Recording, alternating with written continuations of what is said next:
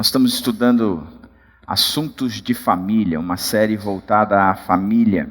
Semana que vem a gente encerra e a gente vai encerrar com o culto da família. Vamos estar todos juntos aqui, pais, filhos, periquito, papagaio e assim por diante.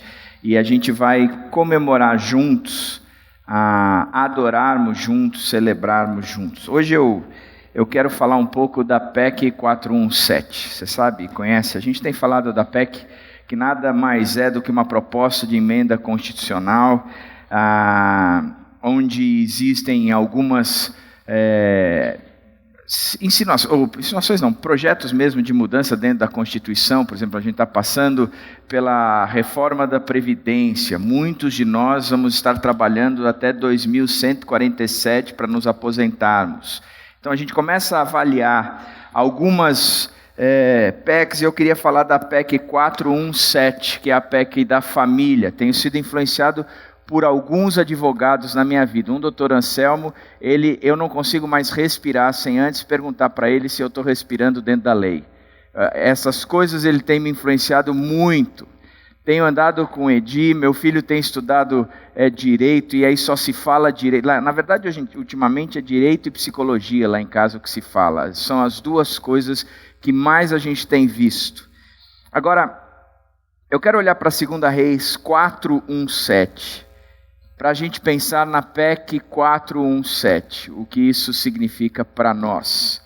Então o texto, ele conta a história de uma mulher, de um dos discípulos do profeta. Ela foi falar a Eliseu: teu servo, meu marido, morreu, e tu sabes que ele temia o Senhor. Mas agora veio um credor que está querendo levar meus 2 filhos como escravos. Eliseu perguntou-lhe: como posso ajudá-la? Diga-me o que você tem em casa. E ela respondeu: tua serva não tem nada além de uma vasilha de azeite. Então disse Eliseu: vá pedir emprestadas vasilhas a todos os vizinhos, mas peça muitas. Depois entre em casa com seus filhos e feche a porta. Derrame daquele azeite em cada vasilha e vá separando as que você for enchendo. Depois disso ela foi embora, fechou-se em casa com seus filhos e começou a encher as vasilhas que eles lhe traziam. Quando todas as vasilhas estavam cheias, ela disse a um dos filhos: traga-me mais uma. Mas ele respondeu: já acabaram. Então o azeite parou de correr. Ela foi e contou tudo ao homem de Deus, que lhe disse: vá, venda o azeite e pague as suas dívidas, e você e seus filhos ainda poderão viver do que sobra. Eliseu foi o profeta que mais milagres fez, narrados e contados na Bíblia. É aquele cara que fez um monte de coisas sobrenatural. E mais uma vez, nós estamos enfrentando um momento onde ele também promove algo de forma bem sobrenatural, algo que para mim e para você não é comum, costumeiro, não é fácil da gente enxergar, porque não é normal a gente ver uma vasilha de azeite e ficar enchendo outras vasilhas sem terminar. O fato é que quando a gente olha o contexto desse texto, é que Elias e Eliseu, eles estavam consolidando nessa época a escola de profetas. Essa escola, ela teria sido organizada por Samuel, que acumulou o ministério de profeta, sacerdote e juiz. Isso você pode ver em 1 Samuel. E Elias e Eliseu, eles foram os responsáveis por consolidar, solidificar, terminar com a montagem dessa escola toda.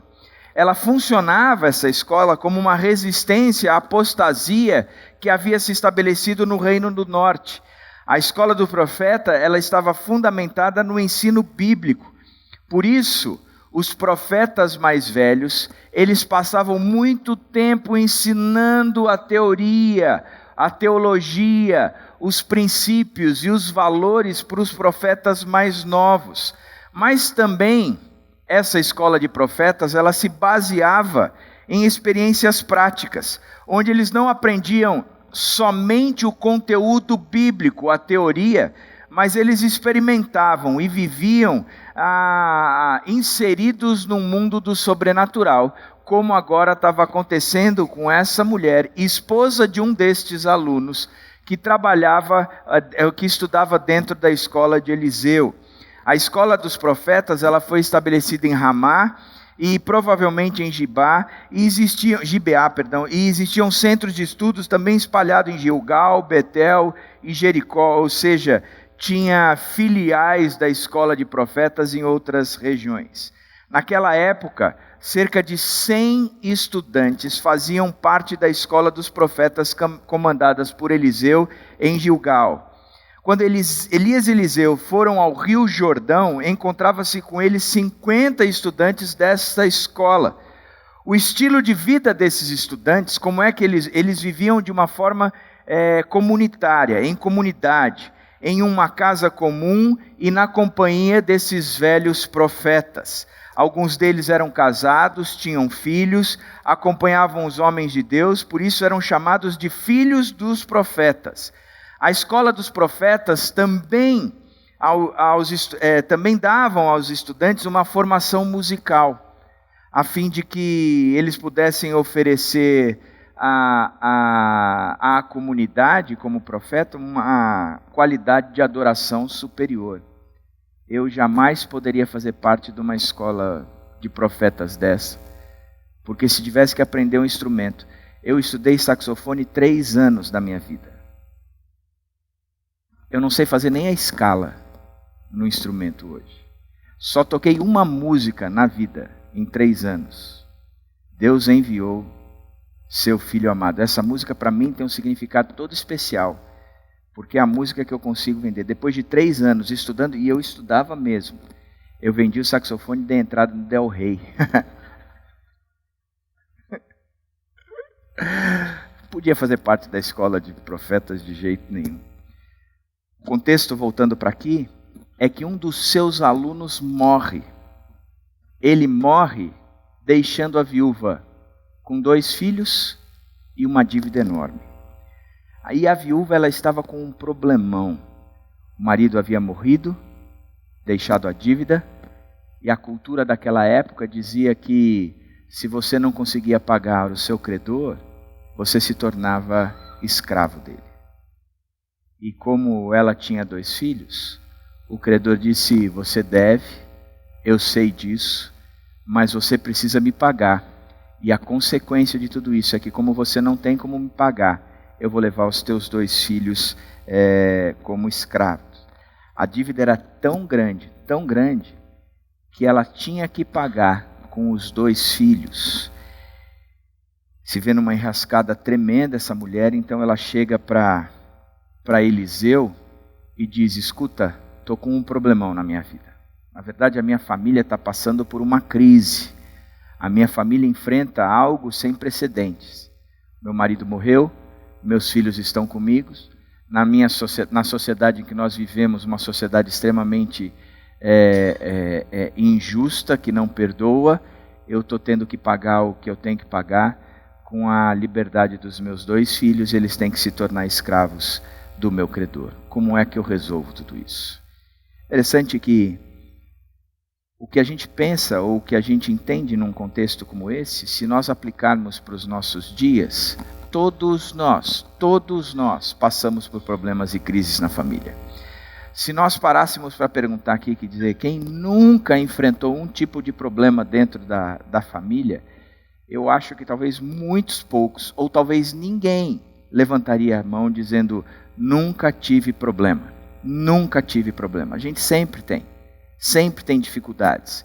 Dificuldades na área financeira, dificuldades na educação dos filhos, dificuldades na obediência dos filhos, dificuldade de que os filhos entendam o que você está falando, dificuldades de que os filhos cumpram o que você está propondo, dificuldades que o filho, um estude, o outro namore, o outro saia da casca porque ele é muito tímido, não conhece ninguém, não quer saber de nada. Já o outro é extremamente extrapolado, onde nunca para em casa, só quer saber de tudo. Aí você começa a trazer todas as crises e crises de fé. Meu filho não segue o Deus que eu sigo, meu filho hoje em dia nem acredita mais na existência de Deus. Crises em cima de crises, em cima de crises. Crises que abalam a nossa existência, crises que vêm fruto da nossa saúde, e de repente você recebe um diagnóstico terrível dentro de casa, e aquilo desestrutura a família inteira. o marido ou a esposa precisa parar de trabalhar simplesmente para cuidar da própria saúde, ele não pode mais desenvolver o que fazia antes, a família se desestrutura. Crise com a perda de um emprego, onde aquele que tinha toda não só a fonte de renda, mas a rotina, a sua ocupação, a razão de ser, aonde ele se sentia produtivo e era remunerado por aquilo. Ele perde e a sua existência vai por água abaixo. E a família começa a viver crises e crises e crises e crises. O pai fica doente, a mãe fica doente, a sogra continua saudável e você começa a enfrentar crises, crises e crises. Muitas crises. Uma dificuldade absurda em crise. E aí você diz, cara, como é que a gente enfrenta?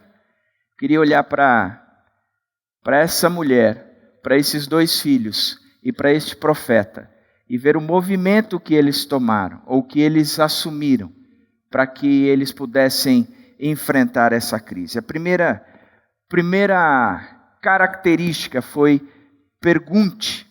O artigo número 1 da PEC diz pergunte, pergunte.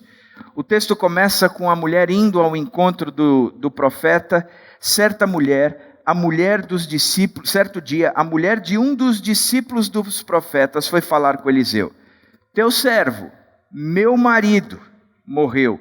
E você sabe quem ele é. Você o conhece, sabe que ele temia o Senhor.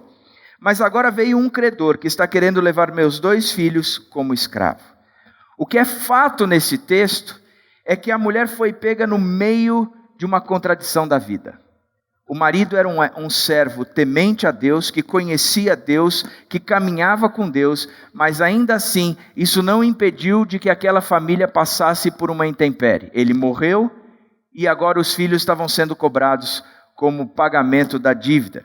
Ela estava no meio da crise. Ela veio para Eliseu com uma pergunta. Ela verdadeiramente não sabia o que fazer. O que você faz? O que você faz quando você não sabe o que fazer com a sua vida? Quais são as decisões que você tem que tomar? A primeira coisa, sem dúvida alguma, é perguntar. A primeira coisa é perguntar. O texto original, ele dá uma ênfase maior à tradução simples de foi falar. O texto original dá a ideia de que ela foi clamar. Ela não tinha nenhuma saída, então ela foi buscar a solução.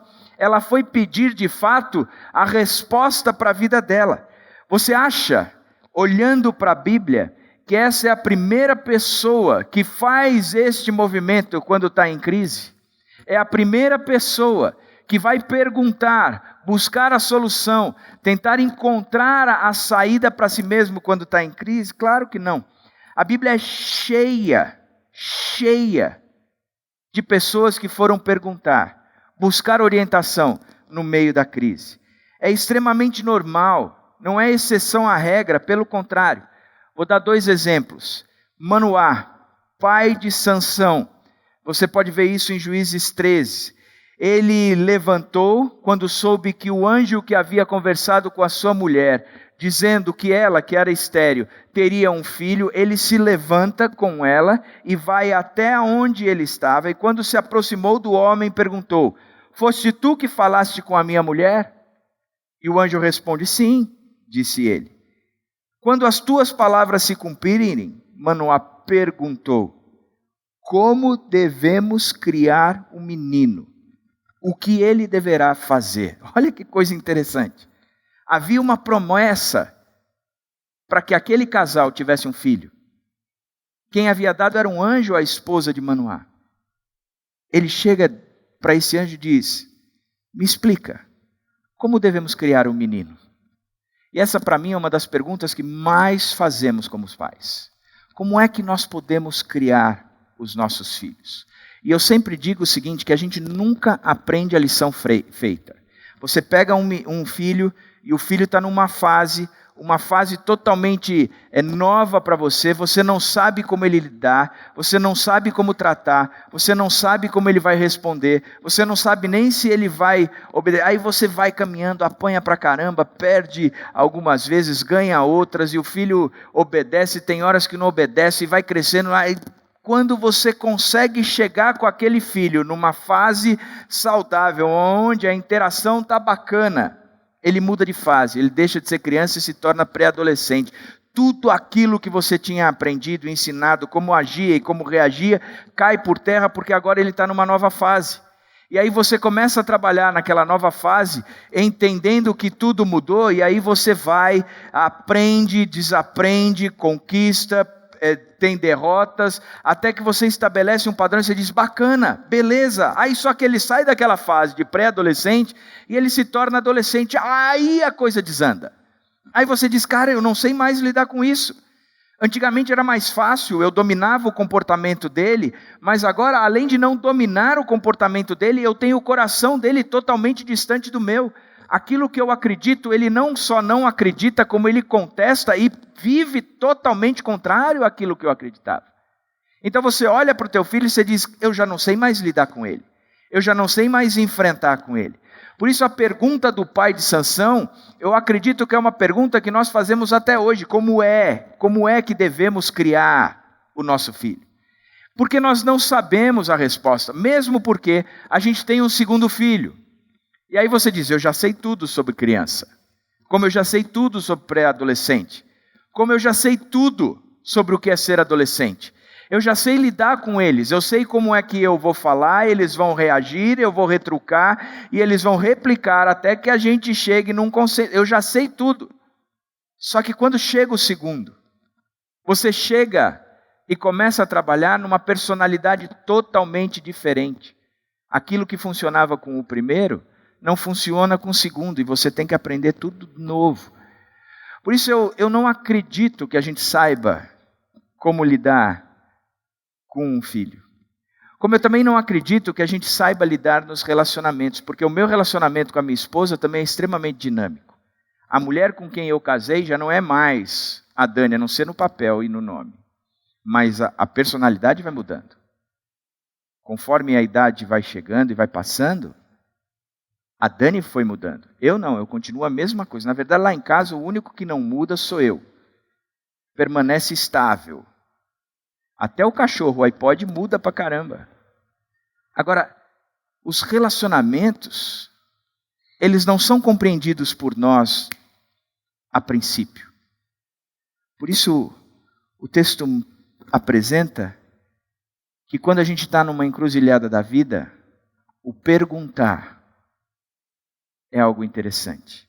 Ana, mãe de Samuel, ela sendo estéril, esposa de Eucana, ela sofria de bullying naquela época, da sua parceira de matrimônio. Ela era casada com Eucana, mas Ana era casada com Eucana, e Eucana também era casado com Penina. Penina tinha filhos, e Ana não tinha.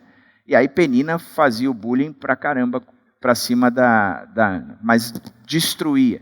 E aquilo era uma destruição mesmo. Certa vez, quando ela terminou de comer e beber em Siló, estando o sacerdote Eli sentado numa cadeira junto à entrada do santuário do Senhor, Ana se levantou e com a alma amargurada chorou muito e orou ao Senhor e fez um voto dizendo, ó Senhor dos exércitos, se tu deres a atenção à humilhação da tua serva, se te lembrares de mim e não te esqueceres da tua serva, mas me deres um filho, então eu o dedicarei ao Senhor por todos os dias da sua vida, e o seu cabelo e a sua barba nunca serão cortados. Interessante como a mãe chega para Deus fazendo questionamentos, perguntas, propostas, querendo entender a vida, dizendo, escuta, eu estou sofrendo com tudo isso, eu não tenho filha, a outra fica tirando barato de mim o tempo todo, eu estou cansado de tudo isso, por isso eu quero conversar com o Senhor, eu quero perguntar para o Senhor, eu quero ouvir do Senhor, eu quero ter um diálogo com o Senhor, eu preciso entender o que está acontecendo. Será que se o Senhor me der um filho, eu poderia dedicá-lo ao Senhor, de tal forma que ele fosse exclusivo, sua barba e o seu cabelo não seriam cortados? O Léo, que cantou aqui para a gente, ele é meio dedicado, ele corta o cabelo, a barba não. Ele é meio, uma dedicação meio que exclusiva, não chega a ser exclusiva toda. A questão é que Deus deveria ser o nosso primeiro lugar para encontrarmos respostas e não o último. Quando não há mais saída, quando você não souber o que tem que fazer, que você clame ao Senhor, peça para que Ele venha te socorrer, clame por justiça. Eu preciso saber o que o Senhor tem para mim. Eu preciso escutar o que o Senhor tem para mim. Eu preciso entender o que o Senhor tem para mim. Mas eu quero gastar tempo diante do Senhor. Eu quero ser orientada pelo Senhor. Eu quero ser orientado pelo Senhor. Eu quero trazer a minha dúvida para o Senhor, o meu questionamento para o Senhor, o que está passando no meu coração para o Senhor. Eu quero que o Senhor escute. Eu quero que o Senhor ouça, eu quero que o Senhor entenda, eu quero dizer, eu quero falar. Segundo o artigo da PEC, ele apresenta o escute. Você vê, então disse Eliseu, vá pedir emprestadas vasilhas a todos os vizinhos, mas peça muitas. Depois entre em casa com seus filhos e feche a porta. Derrame daquele azeite em cada vasilha, e vá separando as que você for enchendo. Se o primeiro momento a gente pergunta, no segundo momento a gente escuta. A segunda coisa a fazer é escutar quando não sabemos o que fazer. Eliseu pediu que ela entregasse a Deus a única coisa que havia sobrado na vida dela, uma vasilha de azeite. Ela chegou cheia de questionamento, dizendo: eu não sei o que fazer. Meu marido morreu, ele era um homem de Deus, nós tínhamos uma dívida, o credor veio para cima da gente, nós não temos como pagar, o credor quer levar os nossos 2 filhos como escravos.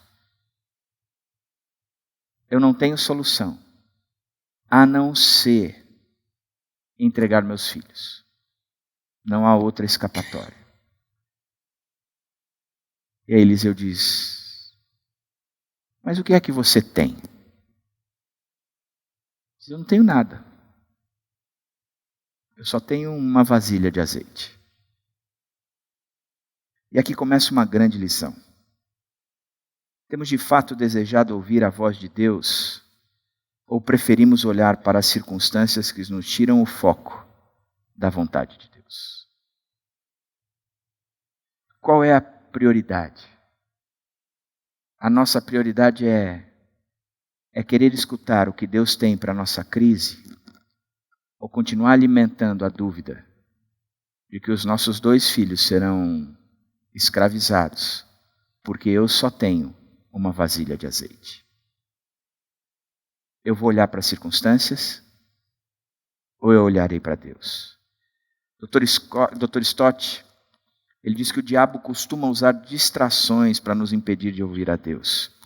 Ele ilustra essas distrações no livro de Atos, quando havia uma batalha travada entre os judeus de fala grega e os judeus de fala hebraica, dentro da igreja, onde ele dizia, uns diziam para o outro que a cesta básica de que a mãe daqueles era melhor que a cesta básica do que a mãe desses. Então, os que falavam grego diziam que as mães dos que falavam hebraico, a cesta básica delas era melhor do que a deles, e a recíproca verdadeira.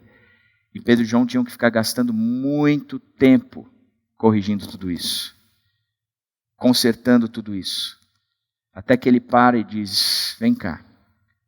Ele diz: escolham entre nós homens cheios do Espírito Santo para que eles cuidem desses assuntos. Porque o meu foco, a minha função, para onde eu estou fixado, olhando, é que eu preciso, disse Pedro, eu preciso me focar na pregação, na oração. O resto é distração. Interessante como nós criamos para nós um sistema complexo e cheio de exigências, que acabamos nos tornando os reféns de todo esse sistema.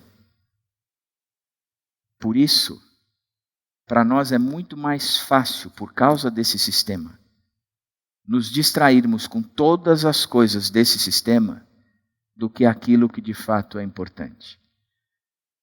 Por isso que João diz, não amem o mundo, nem as coisas que estão no mundo.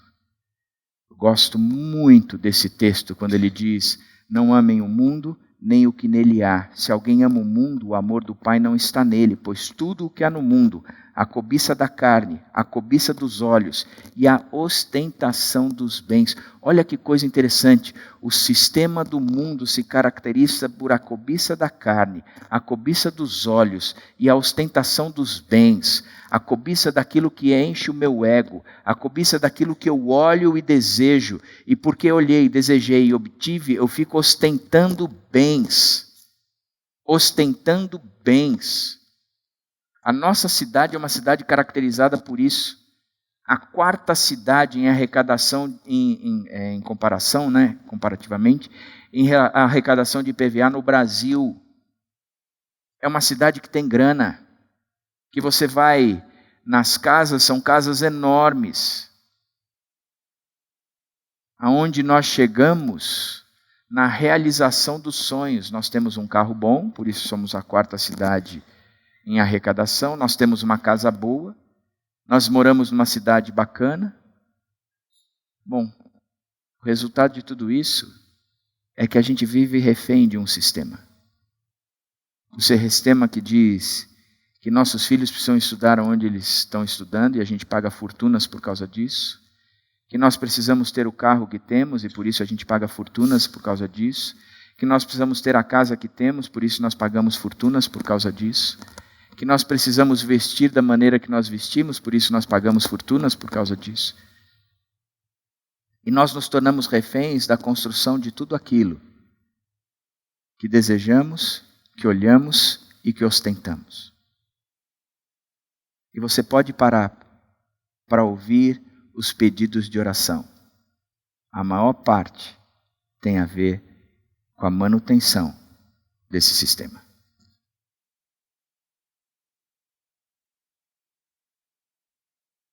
E tudo aquilo que nos prejudica em relação a esse sistema. Quando esse sistema de valores que rege tudo aquilo que vivemos se torna o nosso norte, em geral, na maioria das vezes, ou se não todas as vezes, nós escolhemos o caminho errado. Mas Deus fala e apresenta a realidade não mais projetada por conceitos do mundo. A primeira coisa que precisamos entender é que Deus fala, Deus continua falando, Deus vem ao nosso encontro, Ele não parou de falar, e é por intermédio da sua fala que as coisas que não existem, elas vêm à existência, pois Ele chama à existência aquilo que ainda não existe. Ele de fato continua falando. A questão é, se estamos ouvindo. Por isso, talvez tenhamos que abrir mão de coisas como a própria viúva teve que abrir. O que é que você tem? Eu não tenho mais nada, a não ser um pequeno pote de azeite. Era tudo aonde ela colocava a sua segurança e esperança. Eu não tenho mais nada, a não ser num pequeno pote de azeite. Nós queremos mesmo ouvir a Deus? Estamos dispostos de escutar o que Ele tem para nós? Por isso, gosto de voltar no texto quando Eliseu diz, vá pedir emprestadas vasilhas a todos os vizinhos, mas peça muitas. Depois entre em sua casa com seus filhos e feche a porta. E sabe aquilo que você tem? Aquela coisa que é quase que insignificante, que para você diz que não tem mais nada a não ser aquilo, derrame daquele azeite em cada vasilha. Derrame daquele azeite em cada vasilha. Segunda característica no artigo número 2 dessa PEC, do escutar, é que há uma diferença entre ouvir e escutar. O significado de ouvir remete simplesmente ao sentido da audição. A gente está falando aqui e a gente escutou as crianças no GC Mas talvez a gente não tenha nem definido que música era, mas a gente ouviu o barulho. Já o escutar corresponde ao ato de ouvir com atenção. Sexta-feira, eu e a Dani, nós fomos convidados para falar sobre comunicação para os casais novos da nossa igreja. E a gente teve que levar primeiro o Felipe no shopping e depois a gente veio para cá, no shopping Guatemi, em Campinas, e na volta, o Pedro estava por aqui e a minha cabeça estava, cadê o Pedro, o que ele está fazendo, com quem ele vai fazer, o que vai mais fazer, não sei o quê. E a Dani começou a contar uma história para mim. Ela disse, você já ouviu falar do mito da caverna de Platão? Eu falei assim, eu dirigindo o carro, o Pedro telefonou e o mito da caverna começou a ser soado aqui do lado. Atende aí. Ah, mãe, pai, onde vocês estão? Ah, nós estamos aqui. Ah, tá bom, não sei o que, desligou. Aí ela continua a história do mito da caverna e eu fiquei com aquela história do Pedro. Enquanto ela falava, eu pensava, cara, onde é que o Pedro vai jantar? Aí eu virei e falei assim, Dani, só um parêntese. Não tinha escutado nada do que ela tinha falado. Mas eu falei assim, só um parêntese.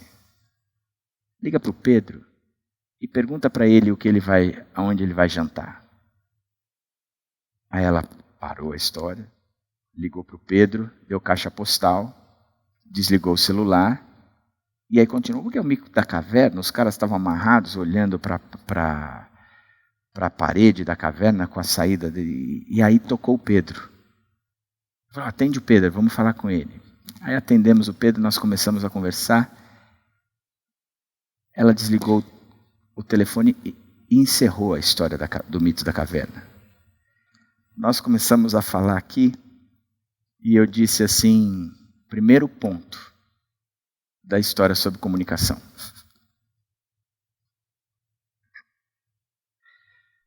Falei assim, a comunicação num casamento, ela exige interesse e não pode ter interrupção.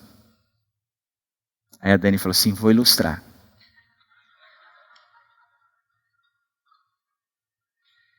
Ela meio que perguntou para mim na frente de todo mundo, como é que termina o mito da caverna? Na hora eu falei assim, eu estava ouvindo, mas não estava escutando. Ela assim, tá vendo? É assim que a gente tem que agir. Eu falei assim, você está certíssima, você está certíssima. Eu me ferrei. Publicamente, inclusive. Estava do lado dela, ela estava falando, eu estava ouvindo, mas não estava escutando.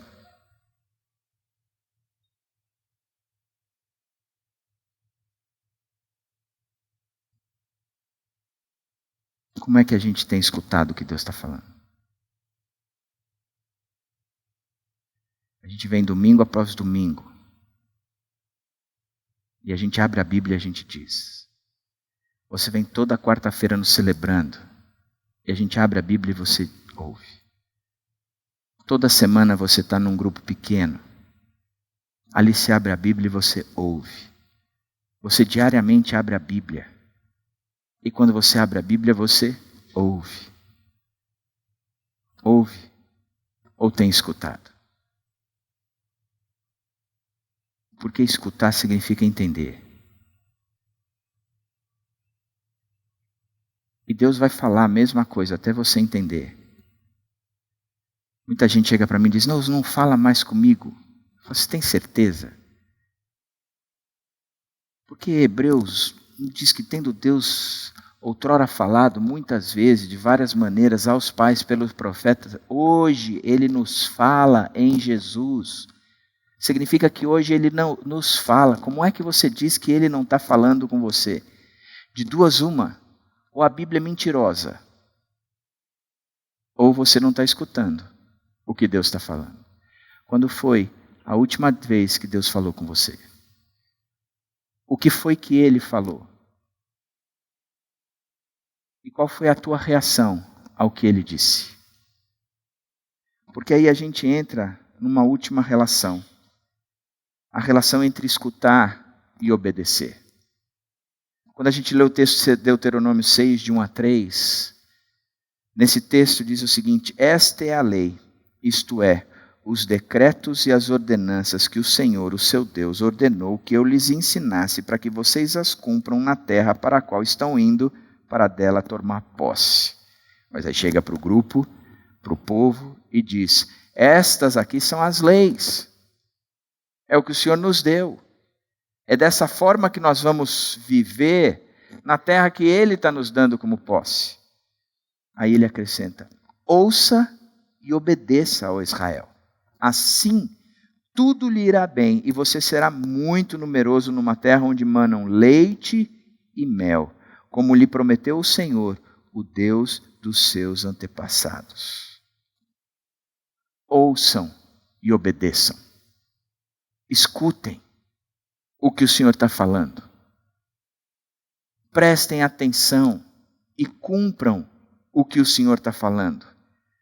Ouvir e obedecer tem muito a ver com o texto que nós estamos lendo da viúva. A viúva ouviu o que o profeta tinha. E ainda assim, por mais ilógica, contra a cultura, por mais irracional, por mais incomum que fosse, ela escutou e ela obedeceu. O profeta disse: o que é que você tem? Eu só tenho um potinho de azeite, eu não tenho mais do que isso. Eu só tenho um potinho de azeite, isso não é nada se comparado com a vida dos meus 2 filhos, com a liberdade dos meus 2 filhos. Ou seja, eu não tenho solução. Aquilo que eu enxergo, aquilo que eu estou vendo, é que os meus 2 filhos estão perdidos. Aquilo que eu estou vivendo é que não há mais salvação para os meus 2 filhos. Eles estão condenados. Por mais que o meu marido tenha sido um homem de Deus, por mais que ele tenha vivido junto a Deus, por mais que ele tenha servido na escola de profetas, por mais que ele tenha se submetido à autoridade de vocês, o que eu tenho hoje é que não há razão, os meus filhos se perderam, os meus filhos estão comprometidos, a liberdade deles será tolhida, não há mais solução para isso. O profeta diz: é isso que você enxerga? É. Então me acrescenta mais um pouco. O que é que você tem? Eu só tenho um pouquinho de azeite. Eu só tenho um pouquinho de azeite. É só isso que eu tenho, um pouquinho de azeite. Ele disse: então pega esse pouquinho de azeite e começa a derramar em vasilhas, e vasilhas, e vasilhas, e vasilhas. E vamos ver no que vai dar. Ela disse: entendi. Vou fazer isso. Eu vou cumprir isso. Por isso, a relação entre o perguntar, o escutar, está agregada ao obedecer. E aí você vê o artigo número 3 dessa PEC. Confie, confie, confie. O texto diz que depois disso ela foi embora. Fechou-se em casa com seus filhos e começou a encher as vasilhas que eles lhe traziam. Quando todas as vasilhas estavam cheias, ela disse a um dos filhos: traga-me mais uma. Traga-me mais uma. E o filho disse: não tem mais vasilhas.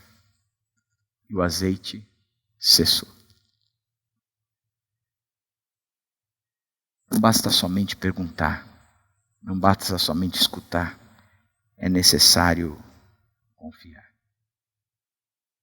Que papo estranho esse, né? Que história esquisita. Esse Eliseu propôs algo muito esquisito para a viúva. Ele teria todo o direito, ela teria todo o direito de pensar: eu só tenho uma vasilha, e o que eu tenho que fazer é pedir emprestado as vasilhas do vizinho. O que nós vamos fazer? Nós vamos adulterar azeite? Começar a misturar azeite com água? E vender dizendo que é azeite do pré-sal? Mais refinado? O que nós vamos fazer? Interessante é que ela não somente perguntou, ela não somente escutou, mas ela confiou. Ela confiava que de alguma forma, no meio dessa instrução divina que não fazia sentido, seguir a Deus ainda era o melhor caminho a seguir para a sua vida, para a vida da sua família. Que seguir a Deus ainda era o melhor caminho. Nada disso faz sentido, mas seguir a Deus continua sendo o melhor caminho. Gosto muito da frase de uma senhora chamada Jill Briscoe. Às vezes, é preciso uma crise em nossas vidas para testar nossa fé, mostrar-nos os limites da nossa própria força e a suficiência da provisão de Deus. Mas não aprendemos essa lição se apenas nos sentarmos e esperarmos que Deus cuide de nós. Temos que sair e derramar, confiando que o Espírito Santo nos preencha e nos dará o que precisamos para continuar. Interessante como as crises apuram a nossa fé. Interessante como nas crises, a única coisa que nos resta é a fé. Interessante quando se tratando de família, e família é crise, a única coisa que nós temos para uma família bem-sucedida é a fé. É o que Deus pode fazer em nós e através de nós. É o projeto de Deus, apesar de nós. Sabe por quê? Eu costumo dizer para todo mundo o seguinte: a gente vai começar a montar um ministério dentro da igreja. E alguns homens executivos chegam para mim e dizem: não, pode deixar que eu monte esse ministério, eu sei fazer, eu sou líder de equipe, eu lidero 150 pessoas e uma série de outras coisas. E eu sentado na minha cadeira, eu começo a dizer: escuta, uma coisa é o que se vive no mundo corporativo, outra coisa é o que se vive na igreja. Na igreja você vai lidar com um corpo de voluntariados. Esse corpo de voluntariados não vai te obedecer como obedece o teu funcionário. Porque o teu funcionário sabe que no dia que você falar uma coisa e ele não cumprir, ele está na rua. E num momento de crise como nós estamos vivendo, ele vai te obedecer de cara alegre, sorrindo, dizendo que o Senhor é lindo, que o Senhor não tem bafo, que o Senhor... porque ele simplesmente gosta de te obedecer, porque ele está garantindo dele. Agora, vir para uma igreja onde você lidera um grupo de voluntários, é muito diferente. É muito diferente. Da mesma forma, eu digo que é mais diferente ainda você liderar dentro de uma família. Porque o grupo de voluntariados, os caras estão aqui porque eles compraram a ideia. O pessoal está aqui porque diz: eu gosto do projeto. O pessoal está aqui dizendo: eu quero chegar lá. Mas você vai para sua casa, não quer dizer que você vai ter todo mundo dentro do mesmo projeto, com a mesma visão, acreditando na mesma coisa, na mesma direção. Pelo contrário. Tem horas que eu estou indo para lá, e a Dani está indo para lá, o Pedro para cá, e o Felipe está parado. Que esse é o Felipe. Tem horas que eu e a Dani estamos indo para lá, o Felipe está parado, e o Pedro está querendo levar a família inteira para o outro lado. Tem horas, e na maioria das vezes, o Pedro está indo para um lado, a Dani está indo para o outro, e eu e o Felipe estamos parados. A questão é: como se promove unidade?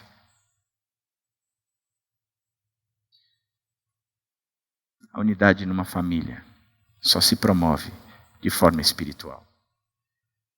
Porque não é controle de comportamentos, mas é o texto que eu amo de Malaquias, do coração do pai convertido para o do coração do filho, e o coração do filho convertido para o coração do pai.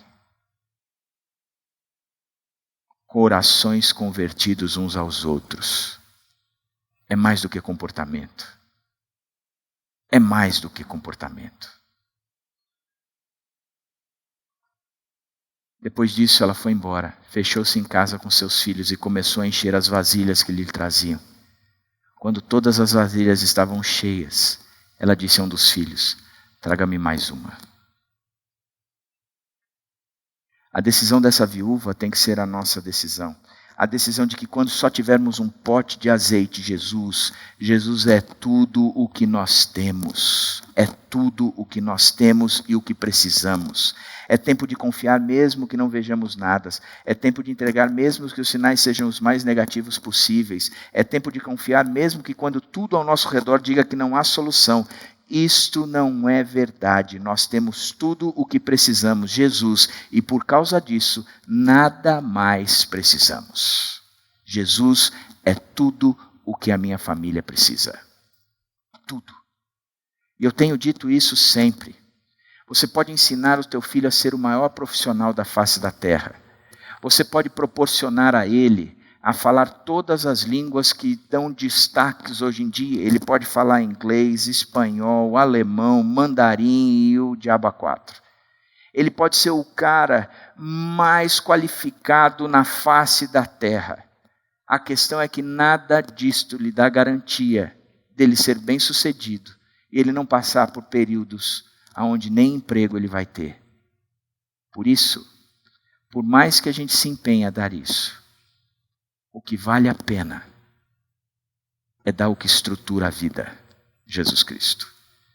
Porque no dia que tudo faltar, Jesus Cristo continua sendo aquilo que nos segura, aquilo que nos mantém íntegros, aquilo que nos faz perder a esperança.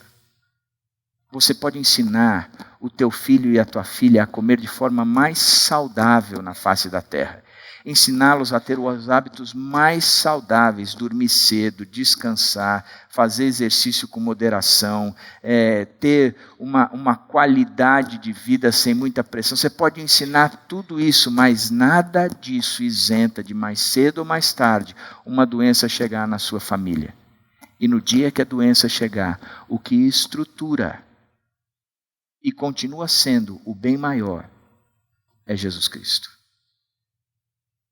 Por isso, o que essa viúva fez foi se apegar no seu bem maior. Eu perguntei, eu escutei, mas eu confiei. Vamos em frente e vamos ver o que Deus tem para nós. Se a gente pudesse resumir a PEC 417, baseada em 2 Reis 4:17, nós diríamos que o artigo número 1 é perguntar. Nós diríamos que o artigo número 2 é escutar. E o artigo número 3 é o confiar. Mas eu quero voltar ao texto. Ela pediu para um dos filhos: traga mais uma vasilha. E o filho respondeu: já acabaram. Então o azeite parou de correr. Ela foi e contou tudo ao homem de Deus, que lhe disse: vá, venda o azeite, pague as suas dívidas, e você e seus filhos ainda poderão viver do que sobrar. Eu fico pensando o que foi essa história na vida desses filhos. Já parou para pensar? O mais velho chega para o mais novo e diz: cara, a nossa liberdade está com os dias contados. Papai não administrou bem a grana. Mamãe gastou feito uma louca. A gente não soube economizar e nem tivemos sabedoria disso. Papai morreu. Nós nos demos mal. Quem vai pagar essa história sou eu e você. Nós vamos nos tornar escravos para o resto da nossa vida. Aí o mais novo vira e fala assim: eu estou morrendo de medo. Mas o que está me deixando mais inseguro é que a velha ficou doida. Ela não está enxergando. Ela deveria propor que a gente fugisse. Ela deveria propor que a gente escondesse. Ela deveria propor que a gente mudasse o nome. Ela deveria casar com um cara rico. Sabe, mas ela está falando da gente buscar vasilha na casa do vizinho. Pirou. Está dizendo que vai pegar aquela porçãozinha de azeite que a gente tem e ela vai virar naquelas vasilhas.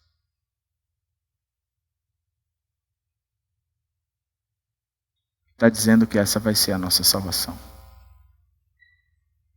Aí o mais velho vira e diz: deve estar difícil para ela, cara. A situação é louca mesmo. E nós estamos ferrados. Se a gente não fizer isso, a tempestade na casa vai ser maior ainda, porque ela vai começar a gritar com a gente, porque a gente não faz o que ela está mandando. Vamos comprar paz? Vamos buscar vasilha nos vizinhos? Então vamos. Eu fico imaginando, isso não é bíblico, isso é pura imaginação. Mas o que não foi para aqueles 2 jovens, quando as vasilhas começaram a se encher, que a fé da mamãe fez valer. E a liberdade deles começou a surgir de novo, na frente deles, por um azeite que mamãe tinha guardado. Ainda gosto mais quando se trata de azeite no Velho Testamento, que era aquilo que ungia o povo. Quando 3 personagens, o rei, o profeta e os sacerdotes, eles eram ordenados, profetas, reis e sacerdotes, sobre eles eram ungidos. E a partir daquela unção, o Espírito Santo de Deus agia naquela vida. Quando um pastor de ovelhas cuidava da sua ovelhinha, e aquela ovelhinha tinha sofrido algum acidente, atacado por algum bicho, ele pegava aquela ferida, ele jogava o vinho dele, que era antisséptico, mas a ferida ficava aberta. E ele precisava passar algo que selasse, que protegesse, que criasse ali um ambiente propício à cura. Ele passava o azeite, porque o azeite promovia a cura. No Velho Testamento, o azeite tinha essa característica de simbolizar o Espírito Santo de Deus, que é a autoridade, que dá a sabedoria, que torna alguém rei, sacerdote ou profeta, aonde o Espírito Santo começa a agir, da mesma forma como um azeite, era aquele que trazia a cura. O que ela tinha